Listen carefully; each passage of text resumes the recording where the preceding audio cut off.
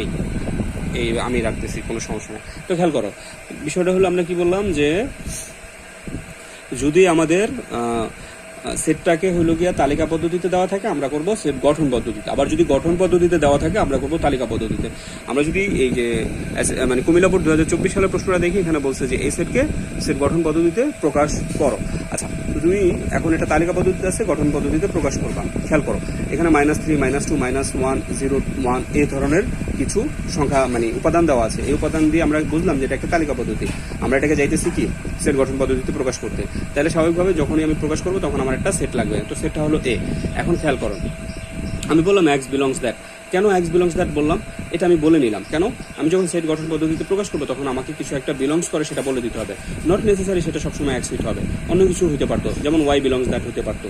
তো যাই হোক, আমি বললাম x belongs that. Belongs that মানে কি অবস্থান করে। এবং না কোথাও না লেখা নাই, না নিজে থেকে না, এটা লেখা আছে, মানে এটা ওই তোমাদের বইয়ের আলোচনাতেই বলা আছে না। আচ্ছা, এভাবে নর্মালি বইতে লেখা নাই, বাট এটা বুঝে নিতে হয় না। আচ্ছা, এখন জেড মানে কি? জেড মানে কোন দিকে তাকায় সরপা? আচ্ছা, জেড মানে হলো গিয়ে পূর্ণ সংখ্যা। জেড মানে কি?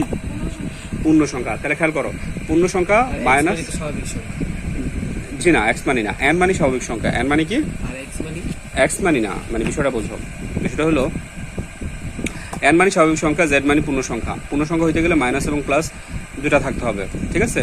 আর আমরা জানি যে তোমার হলো গিয়ে বিজোড়, আমরা জানি জোড়, আমরা জানি গুণনীয়ক মানে অনেকগুলো সংখ্যাই হইতে পারে। যেমন আমি বললাম 24-এর গুণনীয়ক বের করো, তোমরা 1 থেকে শুরু করে 24 পর্যন্ত অনেকগুলো গুণনীয়ক পাইছো ওইটা। আর গুণিতক বলতেই সুতরাং শুধুমাত্র নামটা। আচ্ছা, এবার আসো যে আমরা সেট গঠন পদ্ধতিতে প্রকাশ করি। তো আমি বললাম এক্স বিলংস টু জেড। কেন জেড বললাম? কারণ এইটা হইল গিয়ে তোমার কি বলে মাইনাস মানও দেওয়া আছে, আবার প্লাস মানও দেওয়া আছে, অর্থাৎ ঋণাত্মক ধনাত্মক দুইটাই দেওয়া আছে। এই জন্য আমি এটাকে বলতেছি কি বলতেছি, এটা হইতেছে পূর্ণ সংখ্যা অর্থাৎ জেড।